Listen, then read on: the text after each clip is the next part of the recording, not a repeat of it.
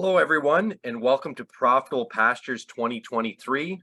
My name is Terry Noon, and I am the chair of the Ontario Forage Council.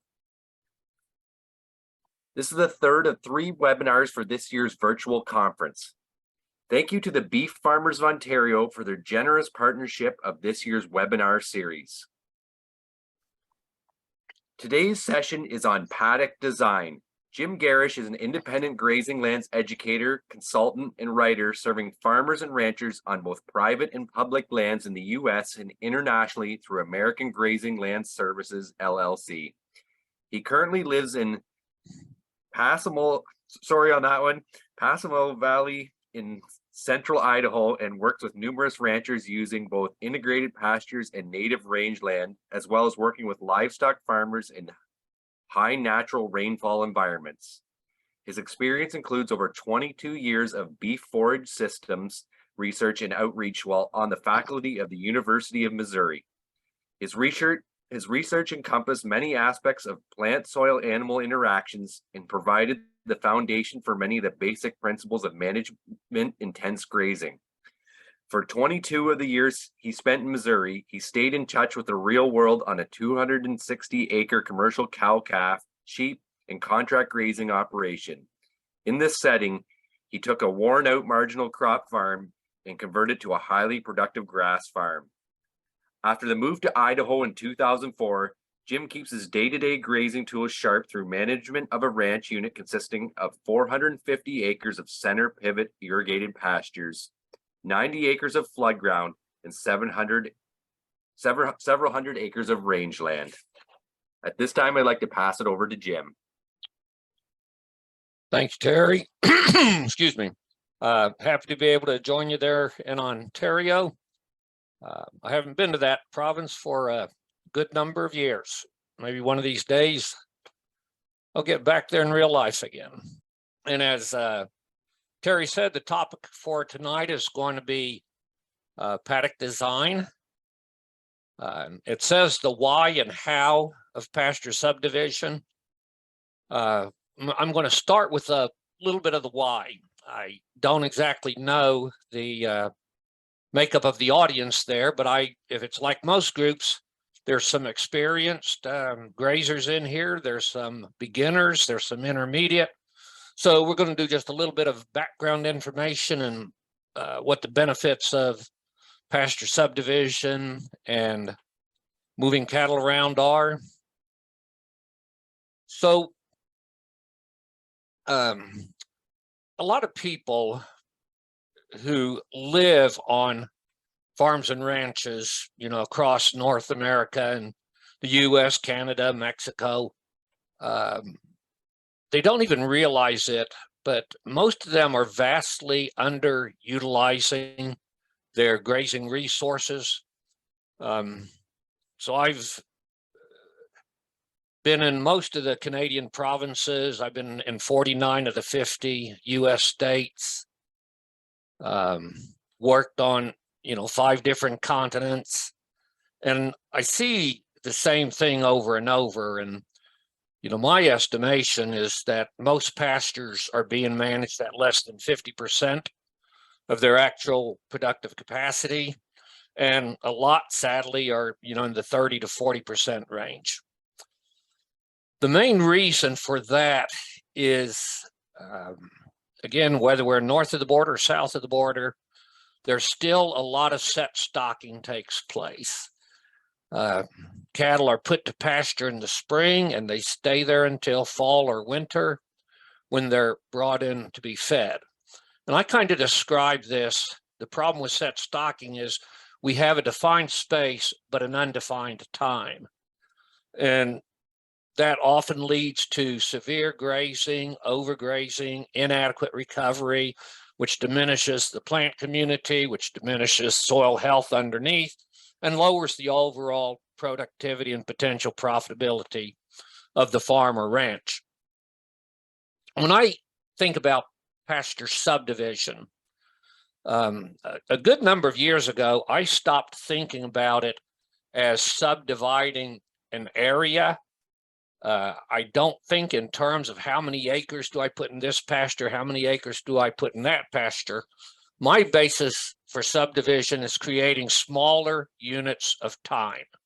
And we'll get into the how of that. I'm going to continue a little more with the why of it. What we're trying to accomplish by dividing pastures into smaller increments, and if you haven't made the time jump yet to thinking about smaller increments of time, you can think about it as increments of space. And as we go on through the evening, I'll try to steer you more towards thinking about the management of time. I've got a number of factors here that, as we make the pastures into smaller increments, we realize benefits, and they're listed out there. And the more you want to be able to control these factors in the pasture, the more subdivision you need, because ultimately subdivision is smaller and smaller increments of time. And most of the things that I'm talking about, in that list are all very time related.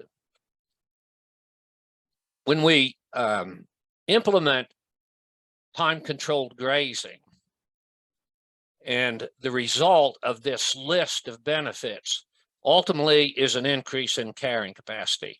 An increase in carrying capacity is very important because that's basically what drives the revenue of the farm or ranch, is the number of animals that it will support. So as a general guideline, as we increase carrying capacity, we increase revenue flow, and subsequently that gives us a greater opportunity to be a profitable operation. So we talk about a grazing cycle. Grazing cycle is made up of 2 periods of time. The grazing period, that is when the pasture actually has animals on it and they are actively consuming the forage.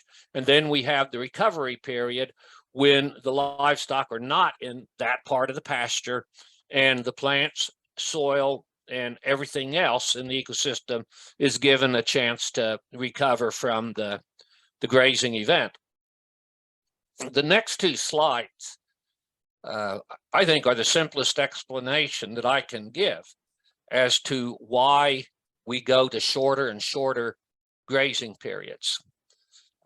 During the grazing period, if we think about what is happening to the plants and the soil there, it's actually mostly negative.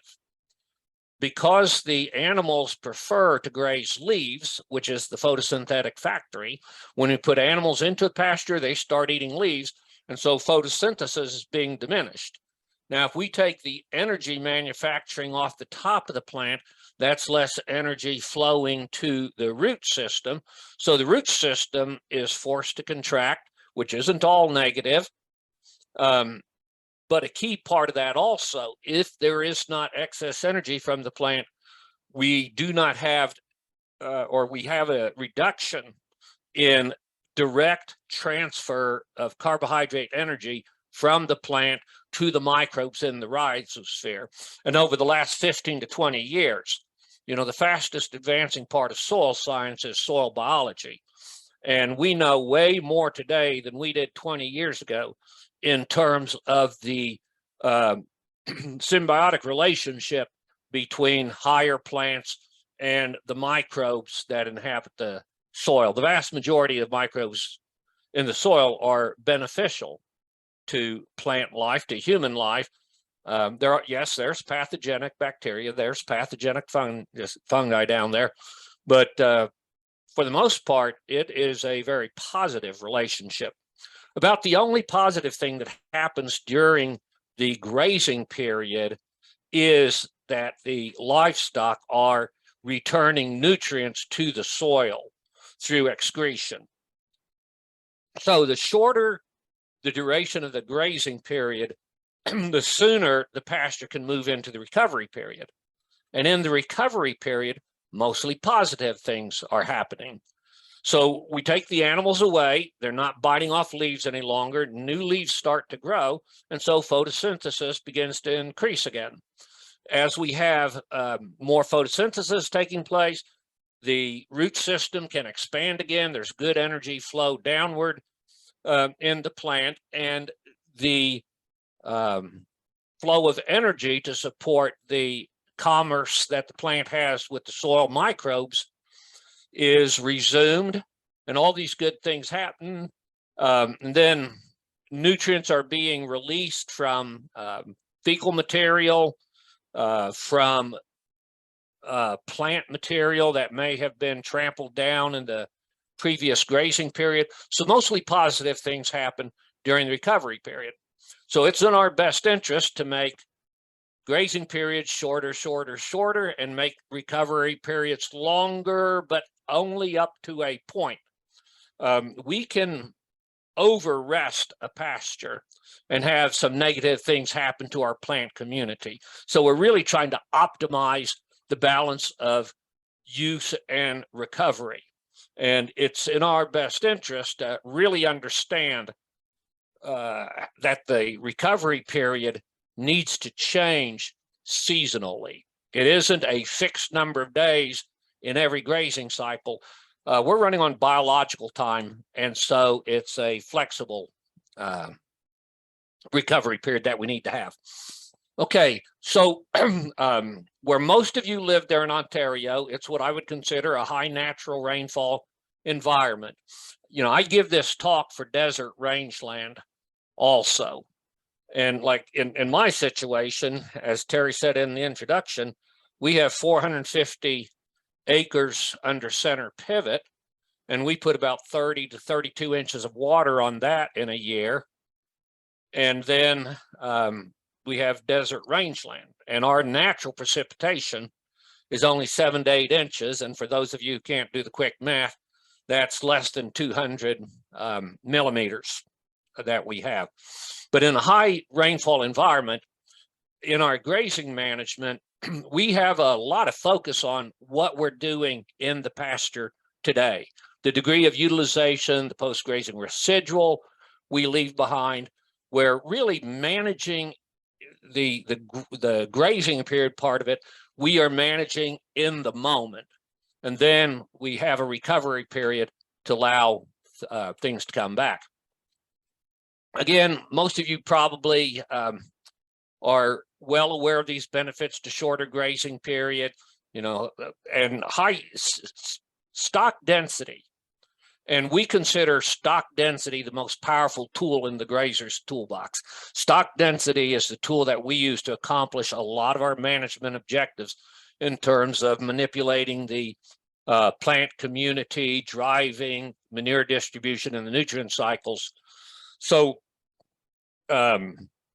duration of the grazing period and stock density are inextricably linked.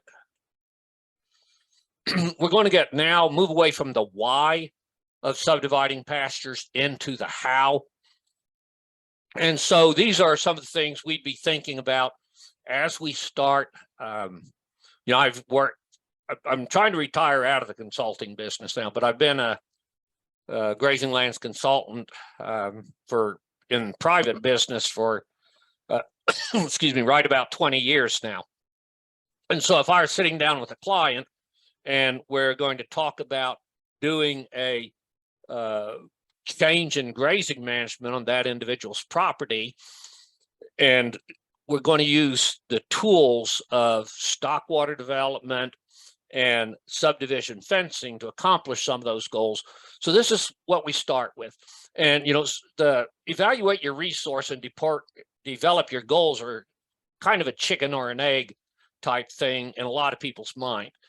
And they say, well, you set your goals first thing, what? And then look at what you have available to try to accomplish your goals. I believe you evaluate your resources first, and then you set your goals within the context of the resources at your disposal. So clearly, we say start with an evaluation of the resources, develop our goals. Now, couple of from the landscape standpoint, say work with the terrain, and depending on where you are in latitude, north-facing slopes, south-facing slopes have differing characteristics. There's soil type differences that will sometimes come into play as we subdivide a farm based on what the relative productivity of different areas are. If you have any kind of a rolling or contoured landscape, you need to be thinking about how the livestock are going to move across that landscape. And then also, how long does it take them to develop a pattern of use within a particular pasture? So we look at those things, review more than one option. Now, as we progress through this, I'm going to talk about fixed versus flexible grazing cell design. And we almost always look at a fixed cell design and a flexible design on the same property and look at the pros and cons of doing that. We want to do a cost benefit analysis. Then if we've been able to develop a plan that's going to help us move towards our goals, and we've done the cost benefit analysis and it says it'll pay to do this, then we begin implementation. The worst thing to do is to, go to a grazing conference, get real excited about something, go home, start stringing up fence or, trenching in water lines, and then realize that's not really how or where you wanted to do it. So beginning implementation comes after we've been through this planning process. I generally like actually starting with stock water development, looking at what are our water sources, how can we get that water where we want it to be. And we've got two basic choices on stock water. We can rely on natural water sources. And when we rely on natural water sources, that means we're going to be watering to a stream or to, I don't know if you call them ponds, dugouts, reservoirs, dams, whatever up there, but it might be a pond of water. When you do that, that is a very fixed location, and that's going to be always drawing animals to that point. And guess what? Water runs downhill. Water, natural water, is almost always going to be lower on the landscape. And if it's lower on the landscape, it means it's drawing animals to walk downhill. You will develop a much stronger manure gradient towards a low-lying water source than you will an uphill water source. When we develop water, we try to, these are the criteria that we use when we're looking at developing a pipeline and tank water distribution system across a property. For the purpose of uniform grazing distribution, we try to keep it in your environment, travel distance within 600 to 800 feet of water. We don't want to put permanent drinking points in low wet areas because they will just be a headache from that day on. Anytime we can put water higher on the landscape, and guess what? Water higher on the landscape doesn't get there by gravity. Gravity is always moving water downhill. So if we want to put water higher on the landscape, that means we're going to have a pumped system. When we put in a pump system, we've added cost to doing business. But in my experience, getting water optimally located on the landscape is more beneficial to the overall grazing utilization of the farm or ranch, the ease at which we can do further subdivisions, that it almost always pays to pump water to a more optimal location compared to just always relying on natural water sources. When it comes to putting in permanent tanks or drinkers, there's a lot of different options out there.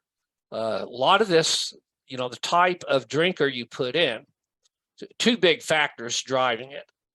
One, does it need to be a year-round water source that can be used reliably in the winter? And in Ontario, I'm guessing that's a pretty big criteria. And then another one is simply the size of the herd. Here in the American West, and I'm sure a lot of you have been to Alberta, Saskatchewan, some of the big ranching operations out there.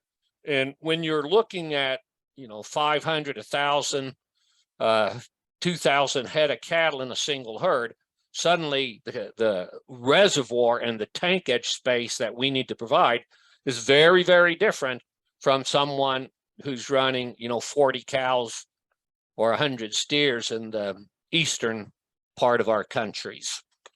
So it's mostly figure out something you're comfortable with, something that's going to meet your needs for seasonality of grazing. And then you need to have two kinds of capacity.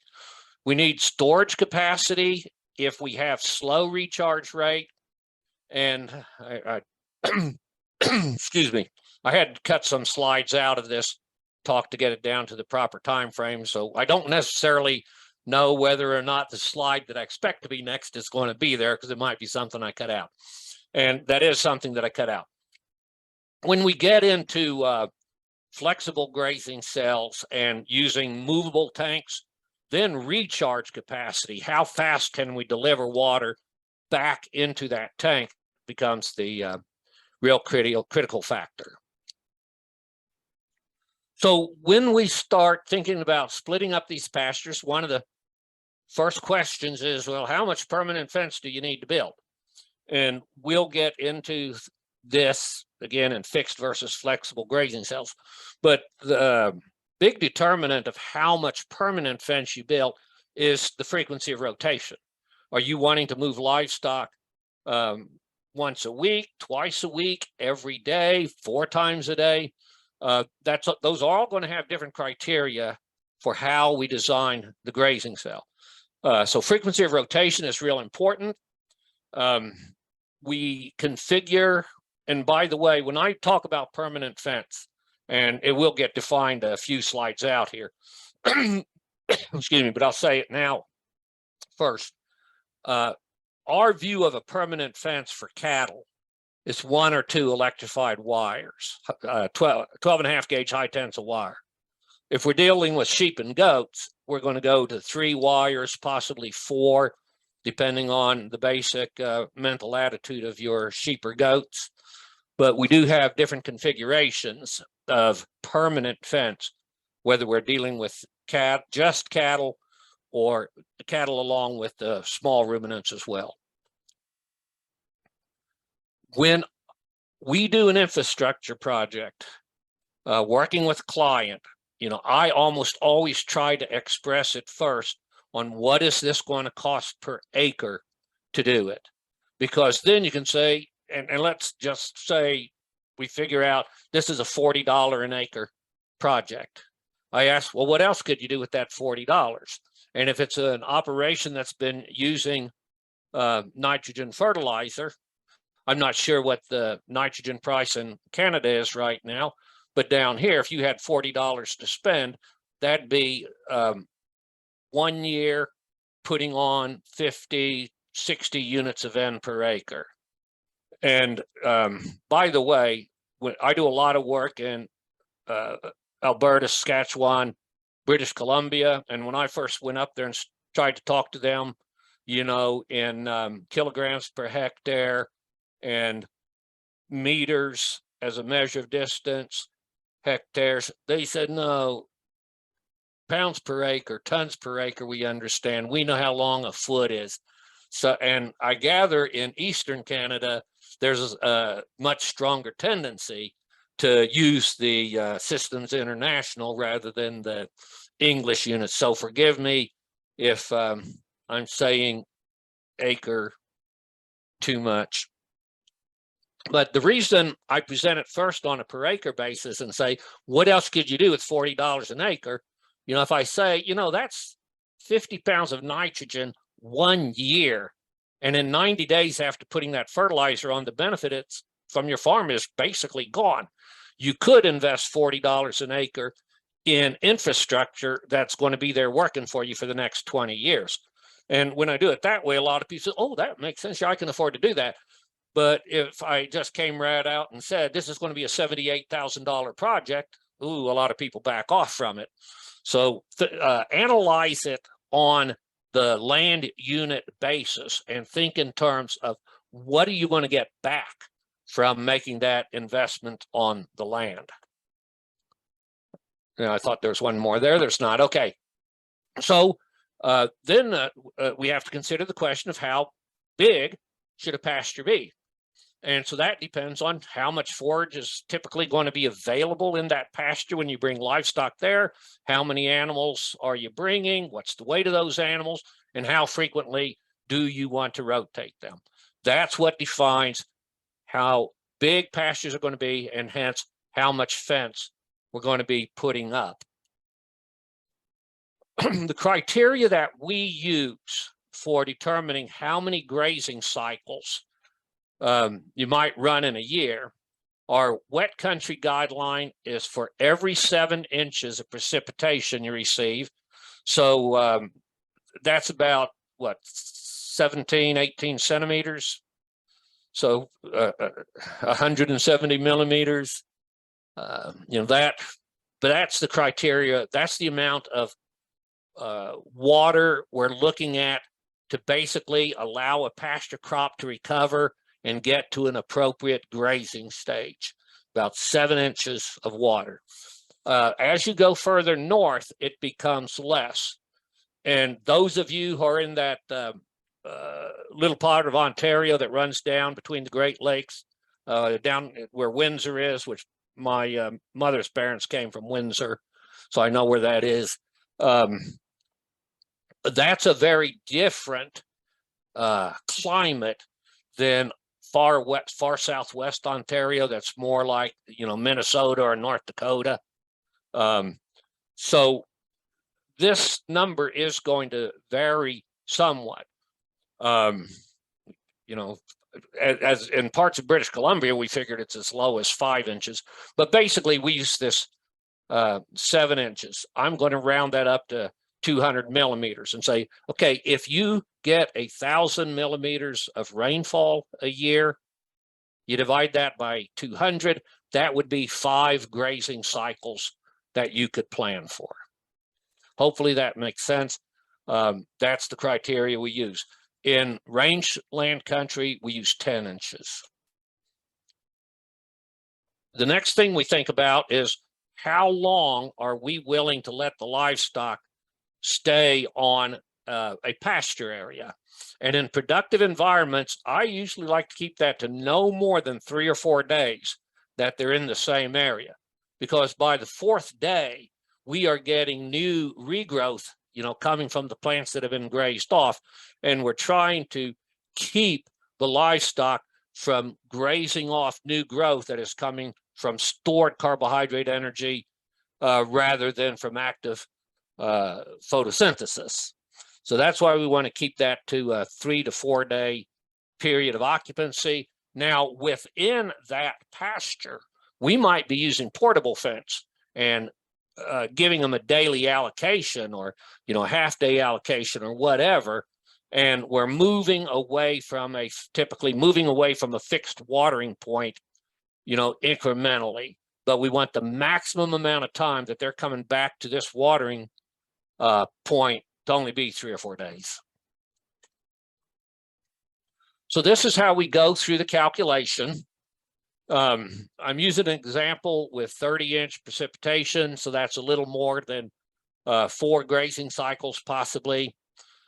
And we're looking for year-round grazing. Now, that's not always achievable, but that's what we're very often planning for, is to be grazing 365 days of the year.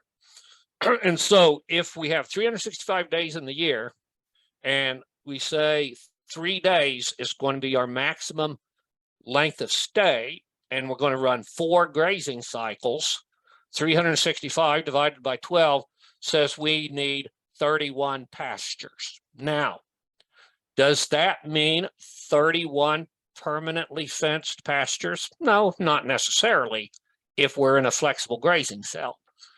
What it does mean, though, is we just did that calculation for 1 herd of animals.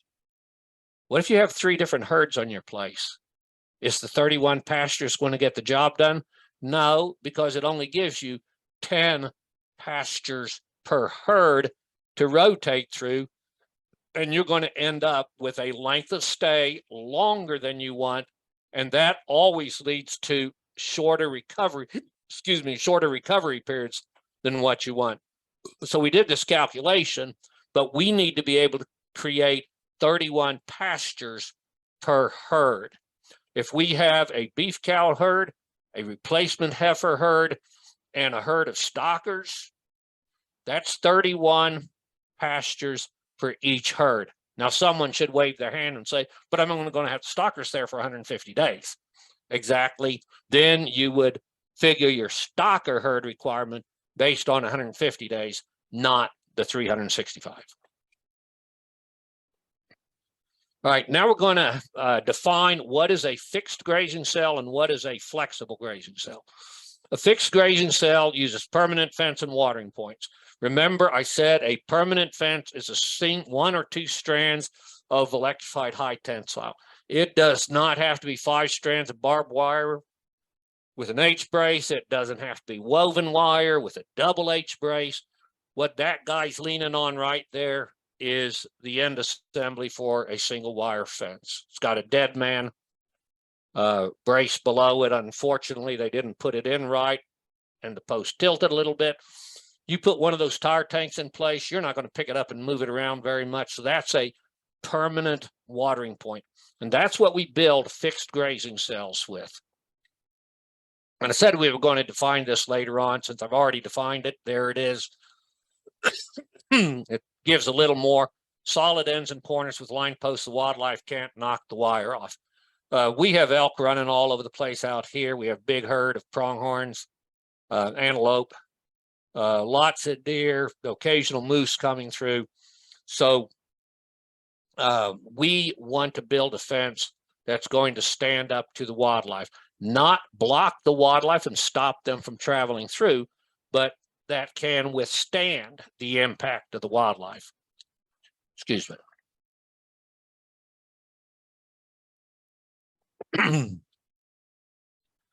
For the most part, I'm not a big fan of using steel posts, steel T-posts, or steel rebar posts in electric fencing because there's always the opportunity for insulators breaking and wire coming against the steel becoming a problem. I'm a little less adamant about not using steel because the insulators have gotten so much better over the last 10 to 20 years that I am actually more comfortable putting a electric fence on a steel post. My preference is still, though, to use non-conductive materials, the wood plastic composite material, the Pasture Pro post, the poly T-post from Timeless Fence in Tennessee. That's what we use in most situations. That gives us flexibility in the fence, keeps it pretty durable.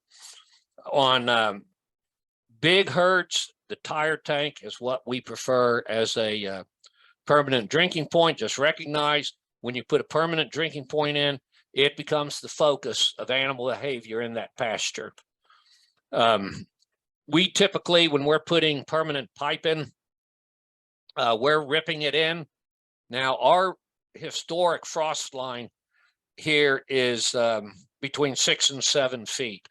We are not putting this water that deep because we use spring water, and we just use year-round continuous flow water to keep things from freezing. If you don't have spring water, if you're relying on a well or a small reservoir, then you're probably going to need to put the water lines below the historic frost depth. When we put in tanks, we expect them to serve more than one pasture. Typically 2 to 4 pastures is what we're bringing to a single tank. We, try to do more. And, if we get 6, 7, 8, 10 pastures coming to a water point, we always get a lot of soil damage and trampling there. So we try to avoid it. All right, this was our, when I lived in Missouri for 23 years, this was our personal farm, 260 acres, 76 permanent pastures on it. So the average pasture size there is only about 3 acres. If all you're doing is grazing livestock, that's not so bad. But if you're ever trying to make hay, seed anything, this is very limiting to any kind of mechanical farming operations. And there was 26 miles of permanent electric fence on this place. So that's for every 10 acres, there's a mile of fence. Just an example of a fixed grazing cell on 8,000 acres. You know, conceptually, it's the same thing. It's just the pastures are bigger, the watering points are further apart. But so you can do a fixed grazing cell on a big property, you can do it on a little property. Here's where the problem comes in. This is the number of acres in the grazing unit, and I haven't updated these prices to current prices. This is from a long time ago. It's not the actual number that matters, it's the relationship. Basically, you see anything less than 100 acres, it's expensive on a per acre basis to bid in permanent fence. And prices would be about double now from when I made this slide. As we get to bigger and bigger properties, the cost per acre, you know, goes steadily down, and it's very affordable out here on big properties. This is stock water development done the same way, except it's number of cows in the herd. If you've got just a few cows, it's expensive to develop water. If you got a lot of cows, it's cheap to develop water. So when we think about a fixed grazing cell, advantages are it's relatively low cost on large installations. There's minimal daily labor because we're not moving fences around. We're not moving water tanks around. We're just opening the gate, calling the animals. They come through, we close the gate, and that's it. It says low maintenance. If you buy high quality material, install it properly, these are low maintenance systems. If you buy the cheapest junk, just throw it together in a hurry, you're going to have headaches and you won't believe this works. Disadvantages are it's expensive on small operations, and you got that limited management flexibility. So that brings us to flexible grazing cells. Flexible grazing cells, we use portable fence and portable water in a framework of permanent fence. And that's just says it again. A lot of times in these flexible systems, especially if it's just growing season grazing use, we don't even bother burying the water lines. We use over the surface pipelines, quick coupler valve attachments for movable tanks, and it's much, much lower capital cost to put in a flexible grazing cell compared to a fixed grazing cell. And then the size of tank that you use, if we were in a live session, I'd ask, well, how many head of cattle could you water from a tank like that? And I'll get guesses anywhere from 50 to 200. As it says, the size of the tank depends on the number of head and the recharge rate. If you're using a tank this size, you got to be able to put water back in it in a hurry. There's the tank from that previous slide. 100 meters by 100 meters, 550 pairs. That tank that you saw there is reliably watering 550 cow-calf pairs. So on the portable fence, it's way easier to move fence every day or every few hours now compared to what it was 40 years ago when we first started doing this kind of stuff. Key things are braided polywire because of better conductivity and physical braking strength on a geared reel so you can take it up in a hurry, and then step in posts that you can get in your ground. That's the basic tools of the professional grazer in a flexible grazing cell. All right, so here's going back to our farm in Missouri. And if I knew in 1983 through 1986 what I know today, I'd have taken a completely different approach on that farm, and we'd have set it up on a flexible basis. With this layout here, there's just over 7 miles of permanent fence instead of 26 miles. So we have more and more clients and customers who on bigger acreages, and by bigger acreages, you know, I'm talking 1,000, 5,000, 10,000, 30,000 acres, are going to more of a flexible grazing cell approach rather than fixed. I got another example here of why do we look at more than one option. This was a 440 acre farm in North Missouri. This is what the landowner came up with. It's what we call a wagon wheel design. This is a pond here, and you can see we have 10 pastures coming to this single pond.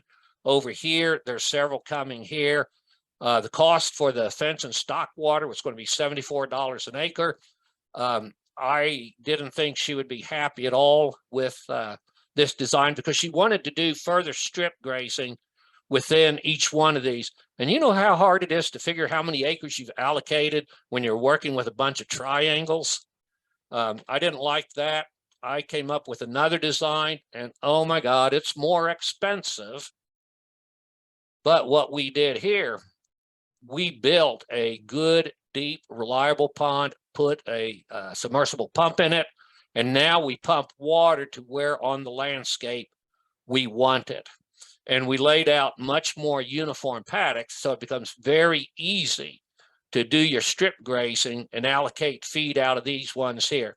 The big part of the cost difference between the two designs is the cost of putting this in this pond, bringing the electrical power to the pump and putting the pump in there. That's this is $35 more than the original design, but it gives us a much more reliable and cleaner water system. Plus, building a pond like this adds to the property value. What was it worth on that farm to do that? So they were running, taking about 4 acres to carry a cow-calf pair for the year. So that's harvesting about 90 animal unit days per acre. The revenue flow for a cow-calf pair today, a year ago, with the value of the calf and call cow income was about $1,200. The pair was 1.4 animal unit equivalent. So the revenue value per AUD was $2.35. The infrastructure increased the animal unit day from 90 to 150 in the first season through better grazing utilization, because they could control where the animals were, they could manage the recovery period. 60 added AUD per acre at $235 is $141 annually. Remember that project cost $109 an acre? It was paid for in a year. It's that simple. 15 years later, they're producing over 200 animal unit days per acre there. So the infrastructure and using MIG, $258 added annual revenue flow. Again, this is why I present the project cost on a per acre basis first, because it's a smaller number and it's not near as scary as saying, well, it's going to cost you $45,000 to do this. This is the last example we're doing. This is on the big scale, that 8,900 acre ranch. This is in the state of Nebraska. They've been running 400 cow-calf pairs on there, feeding hay 3 to 4 months. The existing water points were windmills. Each of these lighter blue circles is a well with a windmill on it. Each of those pastures, there were 18 pastures there, but they did not rotate through those. Each one of those pastures had a cow herd of 20 to 50 cows based on what the windmill would support. The only rotation that was done was moving them from the summer pastures to their winter feeding grounds. We did a development project here. There was a very good well down in this part of the property. The dark blue lines is 10 miles of, started out as 4-inch pipeline, went down to 3, then down to 2, 9 new stock tanks. And since that time, they've hooked a lot of these windmill tanks into the supply system.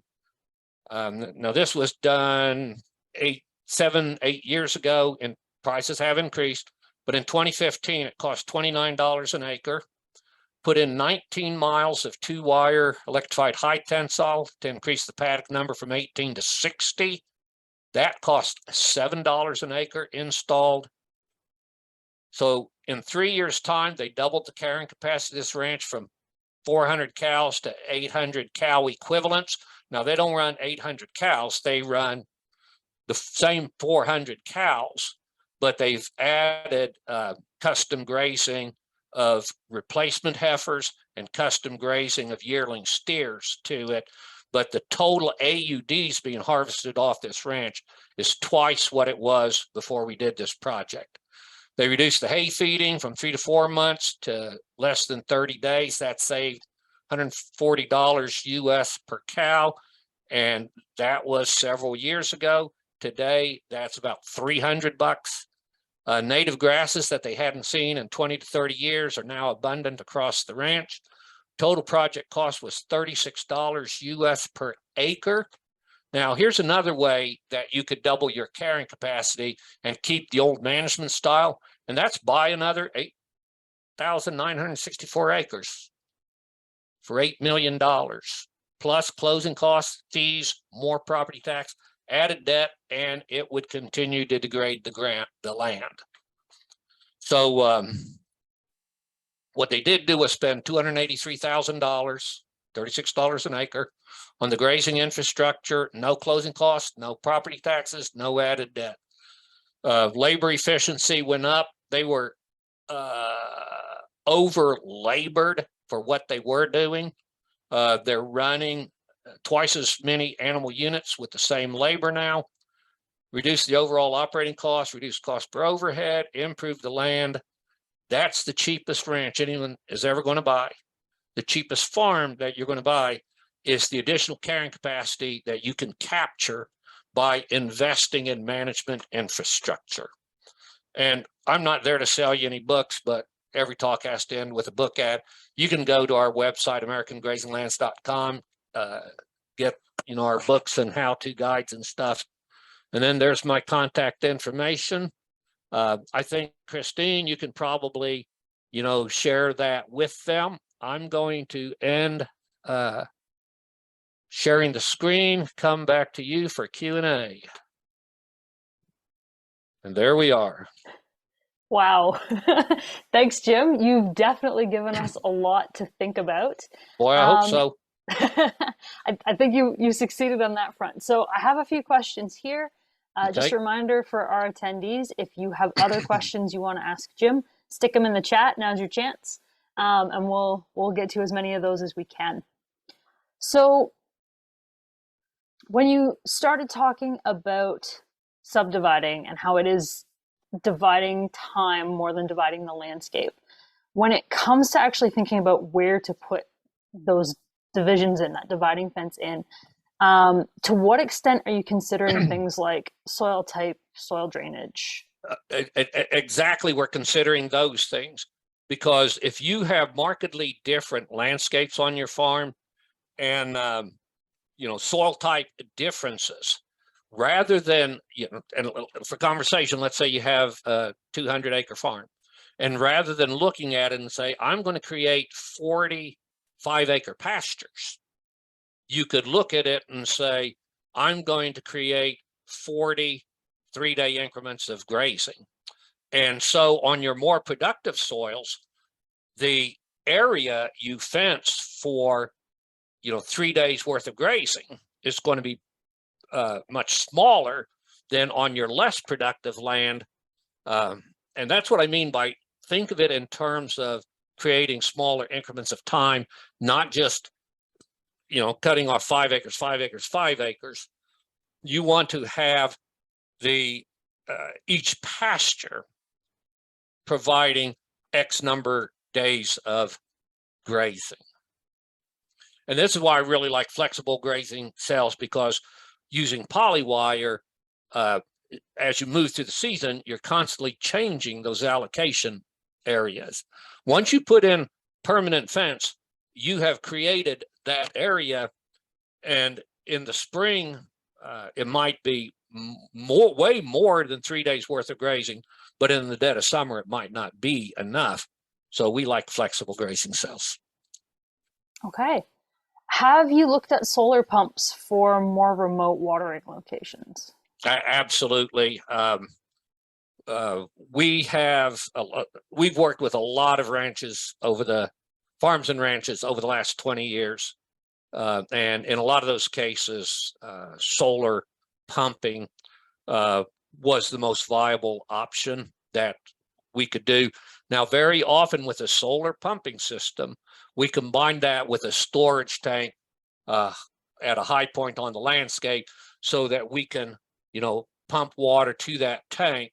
And then we still have, pipelines going out to the troughs that are an on-demand system. And the wear and tear on your pump comes from switching on and off, not from steady pumping.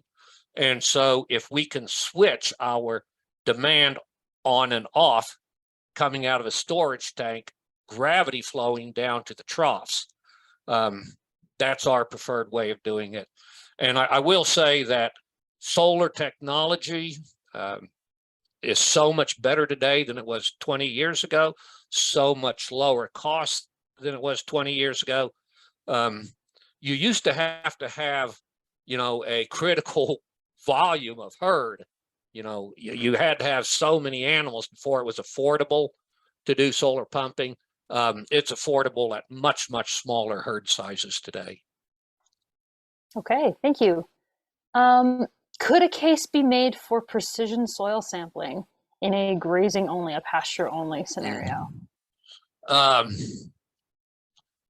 Man, I'm not sure where to start on answering that question. We have not, on the ranch here in Idaho where we are, we haven't used any commercial fertilizer in 9 years. What we run on is good manure redistribution from high stock density grazing, legumes to pump nitrogen into the system, and we work trying to improve soil biology and the functionality of the natural mineral cycles. So if you're doing those things, I see very little merit in going with a precision gridded soil sampling approach, because what are you going to use that data for if you're not using fertilizer? If fertilizer is such a big expense in your operation that you're trying to get more efficient at it by using precision soil sampling, then I think you and me have a deeper conversation we need to get into about whether you actually have the old word was sustainable, now we're regenerative ranch, but for any rancher or farmer that I've gone and consulted with who had a big line item of fertilizer, that's one of the first places we start in changing the operation, is working. We talk about grazing management based on ecosystem processes, solar energy flow, water cycle, mineral cycling, community dynamics. That's what we're basing management on. And if you are doing that effectively, the need for purchased inputs largely goes away. All right, thank you. Do you plan grazing at the cell rather than paddock level with flexible cells, particularly with an annual grazing plan? Okay.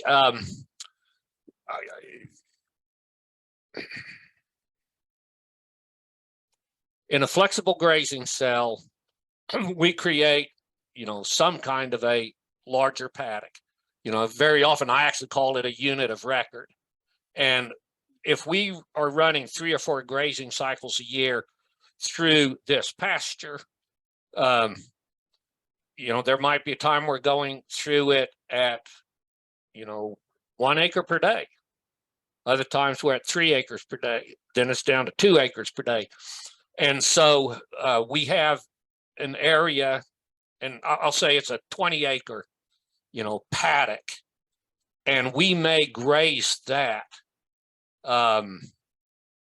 in, 2-acre increments, 3-acre increments, 5-acre increments. It just depends on what the supply of forage and the demand of the herd is at that time. And so I think this is what the question was about.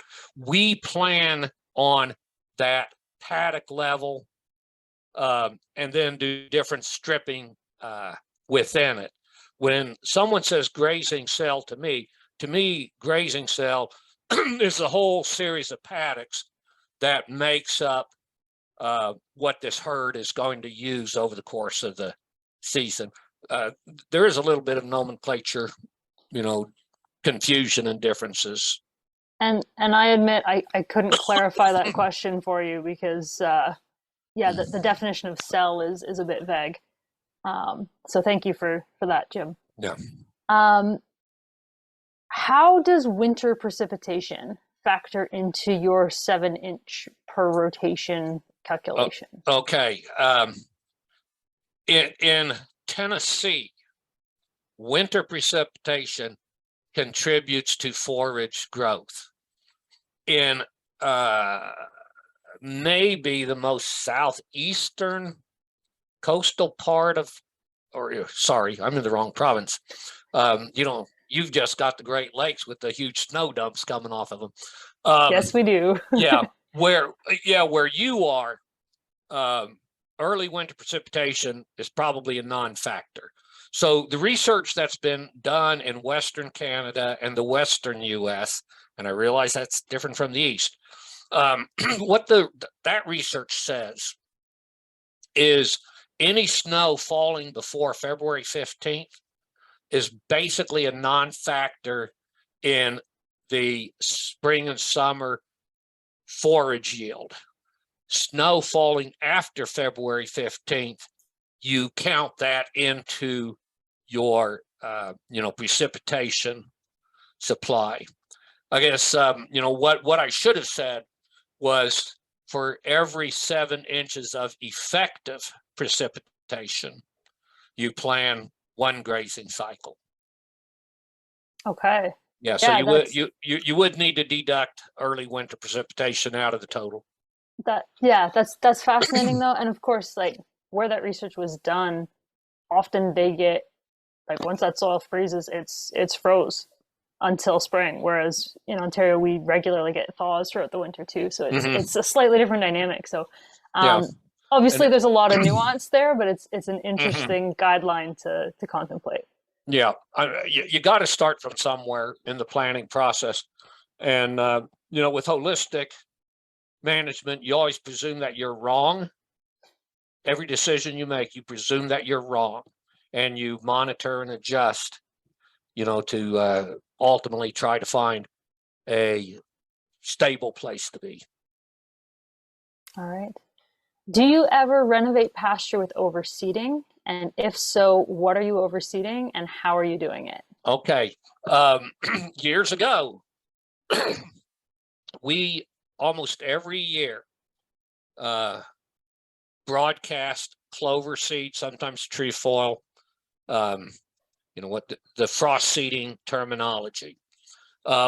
Where we evolved to was trying to allow long enough recovery periods for natural reseeding to take place. And so we were on our farm in Missouri for 22 years. And it was 12 to 15 years before I got to the point of reliably getting the natural reseeding to take place. And then we quit doing any interseeding. So we moved here to Idaho in 2004, came on to manage the ranch unit where we are in the fall of 2004. There was residual alfalfa on the irrigated ground, a little bit of white clover, but not very much. In 2006, we broadcast seeded, if memory serves me correctly, 4 pounds of red clover, 2 pounds of alsike, 1 pound of white clover per acre. And since 2006, we have, what I try to do is manage 1/3 of the pasture acres to have at least a 65 to 70-day recovery period. That's what it takes in our environment to get the clover to set seed. And then that gets stockpiled for, fall and early winter grazing. We get the seed either shattered out of the plants or through the animal, because hard seed directly consumed off of a legume plant does not digest in the rumen, so it will pass through. And we have done no additional legume interseeding since 2006. And we have, in some cases, scary amounts of clover in the pastures. And so, yes, you can interseed legumes to get that composition, the population, to where you want it to be.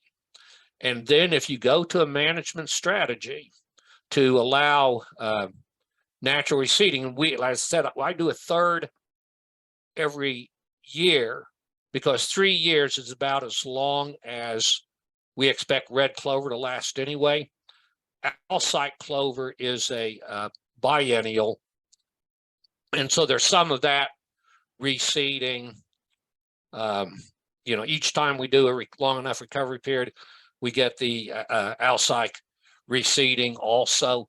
So that's where I'd like to see, a whole lot of people get to, is just a management that allows natural reseeding to take place.